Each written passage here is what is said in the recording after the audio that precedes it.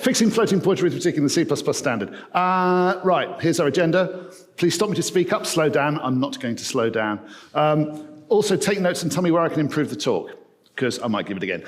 Right, the C++ standard has a very, very relaxed attitude to floating point arithmetic. There's no guarantee that the same calculation compiled by two different compilers will yield the same result. And particularly, the standard speaks in terms of permitted behavior rather than required behavior. And this is unhelpful.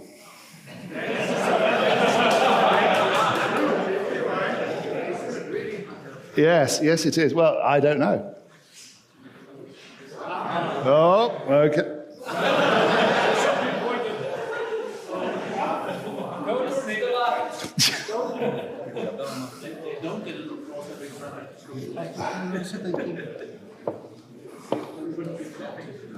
Well, it worked for David, didn't it? It was fine.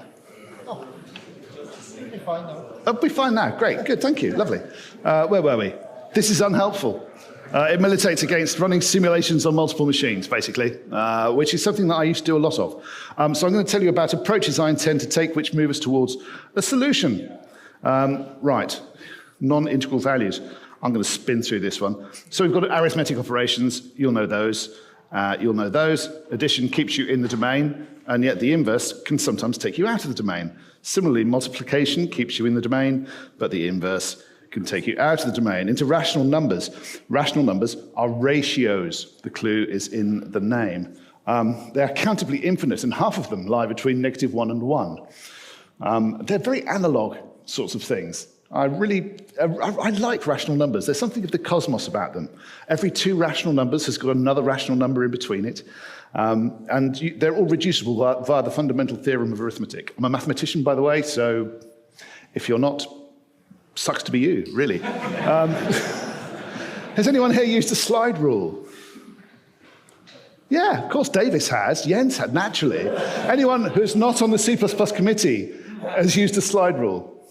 No, you should learn to use a slide rule. They're fantastic things. Right.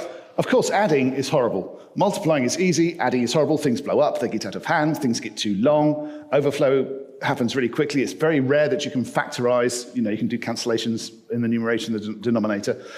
And it takes an increased time to compute if you decide you're going to do some kind of big integer solution. And you can't just say, well, all right, you can't just sweep it under the carpet.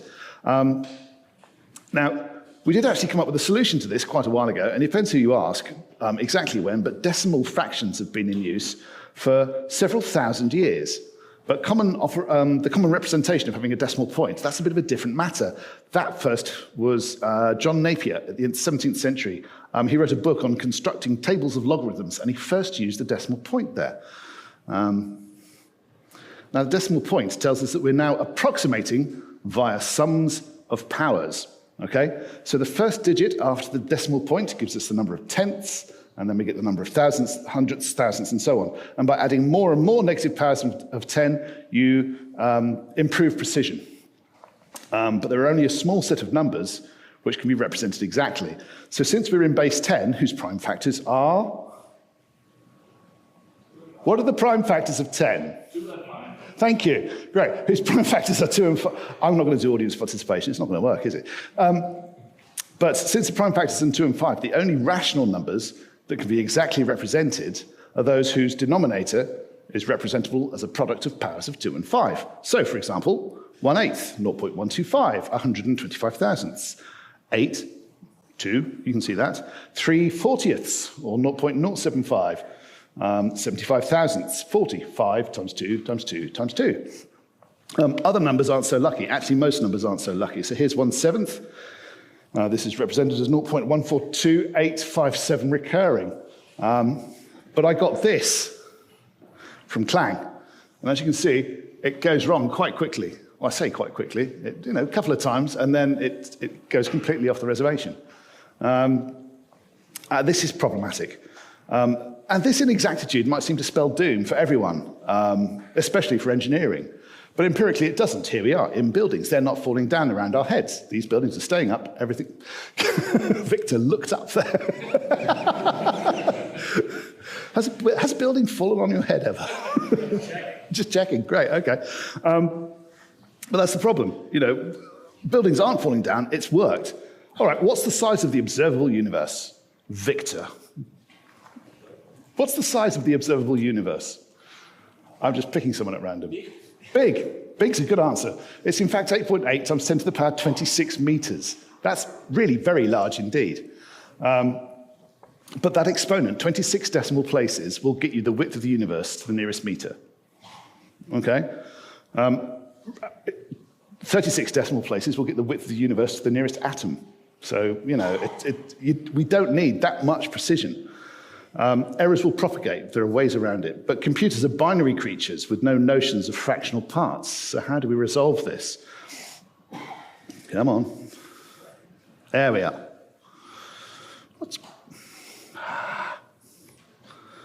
Anyone play Rome Total War ever? We all too... Oh, wow, okay. I thought we were all too old now. All right. This is an old game. This is one of the first games I worked on.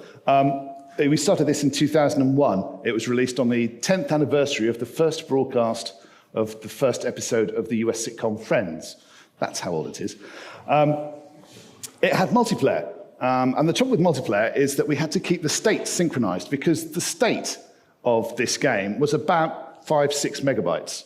And in 2001, sending megabytes over the internet was a big ask. It just wasn't going to happen. Even on local area networks, we couldn't really get it to work. So what we had to do was run the game on all the clients, and then when people make moves to move armies around, we just send the commands to each machine, and then the commands would work out how the world would be updated, and everything would be fine as long as it was synchronized, as long as there was absolute perfection, between all the code.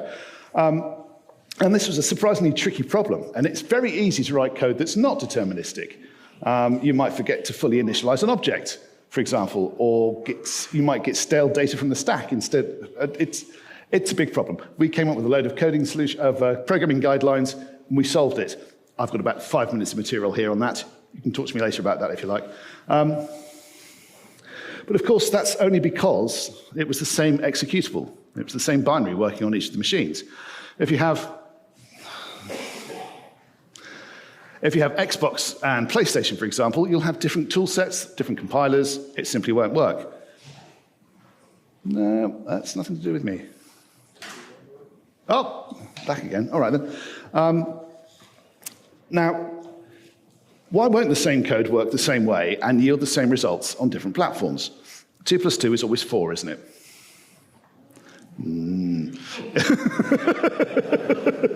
That's not quite true. And you all know about the butterfly effect, and this was the problem. Once there was one piece of divergence, then everything would go terribly wrong very quickly. It's Godbolt time. So I've got a simple example here, 42 lines of code that explain what's going wrong, and I've used the print bits macro. There's no way you can read that unless you get your binoculars out. It's even harder now, isn't it? All right. Hi, everyone. My name's Guy. I'm a software engineer. I do not do hardware, as can be seen. So if you look at this, we've got a piece of code on the left. Particularly, if you look at distance and proj vector y, they are different values on different compilers. Right, where were we? IEEE 754, or as we know it in the ISO ecosystem, 60559:2020. Right, I'll tell you what, I'm going to lightning talk this. We've got another 20 minutes of material. I think we can do it in 6. Right, so the next part of the talk is the dull part. What I was going to do was tell you all about IEEE 754-2019 and all the things it features. This is great, it's really useful, not very exciting though. There's probably context in here that you might need later on. Sorry. Right, here's the interesting things, like conversions between integer and floating point formats. Ooh, so sorry. I'm doing some foreshadowing by highlighting those two things, you see. FMA, very nasty. Right, where are we? Language defined. So here's an interesting phrase. In the section on definitions, abbreviations, and acronyms, there is some more foreshadowing. This is quite a mundane thing to say, language defined. Behavior defined by a programming language standard supporting this standard, like C++, for example. This, however, is not. Implementation defined. Ow, ow, ow. Implementation defined means, it could be different on different platforms, it's fine. Didn't like that. So you've probably seen this diagram before. That's float 32, or as we call it in in 754, it's called binary 32, and here it's called binary 64. And then the choice of which of the standards formats to support is language defined, or if the relevant language standard is silent or defers to the implementation defined. Again, more pain. The names used for formats in this standard are not necessarily those used in programming environments. You'll of course know these as float and double. And then it says floating point arithmetic can only represent a finite subset of the continuum of real numbers. So some properties of real arithmetic, such as associativity of addition, do not always hold for floating point arithmetic. So order of evaluation matters. Clause 5, we've got the usual arithmetic. It talks about how these operations work, and then square root, fuse, multiply, add. And then the thing with FMA is it computes x times y plus z. Now, it does this calculation as if it has infinite precision, and then once it's got everything done, it rounds it down. But if you decide to do two operations, you'll get one rounding at x times y, and then you get another rounding when you add z to it. And that difference between two roundings and one roundings is where divergence can get in the way. Let's go back to here.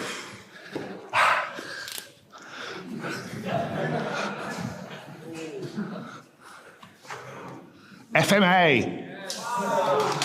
No FMA. That's the problem. That's the problem. That's where this all went wrong. So we can now look at clause 10, expression evaluation. Things get interesting here. So every operation has an explicit or implicit destination. That's the important point. You do some maths and it says, oh, is this going into a float? Or is it going into a double? Is it going into an integer? That's whatever it does there. It thinks, oh, we're going to have to do some rounding to sort all that out. Reproducibility means that the same operation applied to the same operands under the same attributes produces the same results on all conforming implementations in all languages. And that's what it offers there. And that is a really bold statement. And it's not something, all conforming implementations in all languages, that's not something that we necessarily aim for in C++. Language standards define syntax for expressions that combine multiple operations. We saw that. And all of these things matter. Now, the final clause was added to the first revision of the standard in 2008 entitled Reproducible Floating Point Results. It's the shortest clause in the standard. I would read it out, but I don't have time. It describes what the reproducible operations are, which is basically all the ones that do something.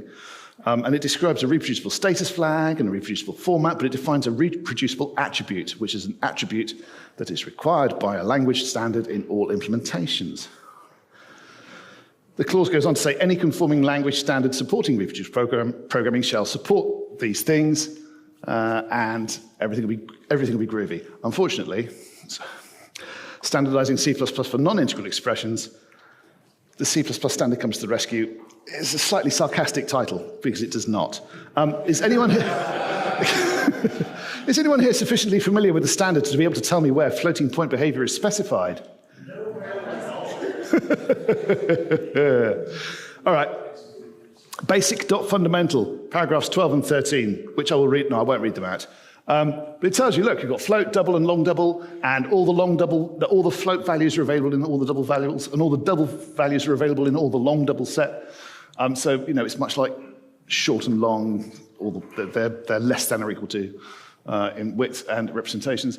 Any additional implementation of specific types representing floating point values that are not defined, blah, blah, blah, blah, except as specified in basic.extended.fp, the object and value representations and accuracy of operations of floating point types are implementation defined. Implementation defined.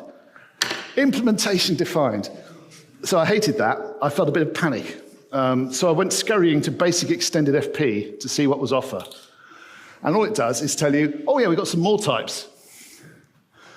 It doesn't tell you anything about what we can expect about multiplication, addition, any of those things, what to do. So this is a less sarcastic heading.